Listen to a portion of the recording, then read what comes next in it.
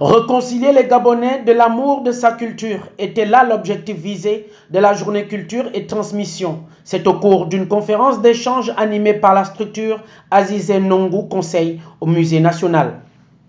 La conférence ici répond à un concept lancé par le cabinet Azizé Nongo Conseil, ici notamment celui de la journée culture et transmission.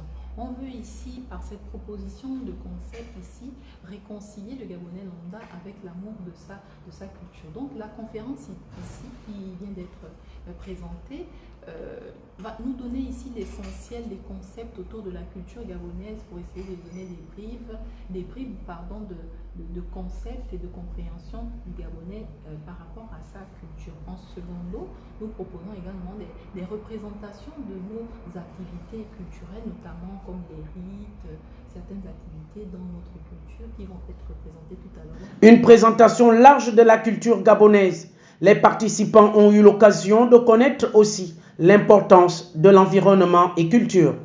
Regardez autour de nous, il n'y a pas de jour où on parle d'environnement, mais c'est de l'environnement sans culture. Et quand on a de l'environnement sans culture, on a les conflits. Le dernier cas, c'est Menkam.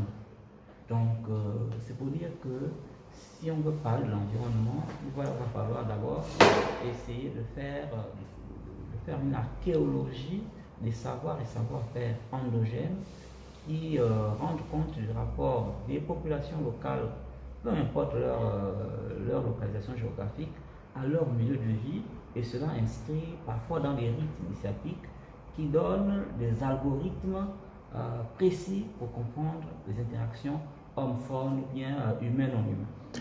Une conférence d'échange très riche et bénéfique, surtout pour les plus jeunes qui ont pris part à ce rendez-vous.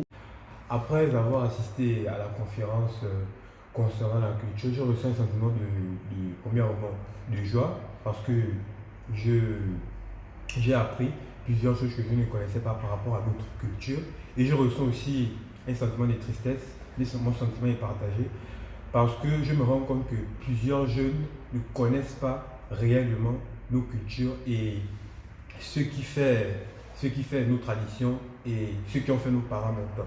Donc, je suis très partagé et je sors de là enrichi par rapport à tout ce qui a été dit. Notre pays, le Gabon, est riche d'un patrimoine culturel varié. Pour clore en beauté ces moments, les participants ont eu le privilège d'assister à des prestations de danse traditionnelles telles que le djembé et le bouiti. Des rencontres qui doivent se multiplier pour que l'amour de la culture demeure dans nos mœurs.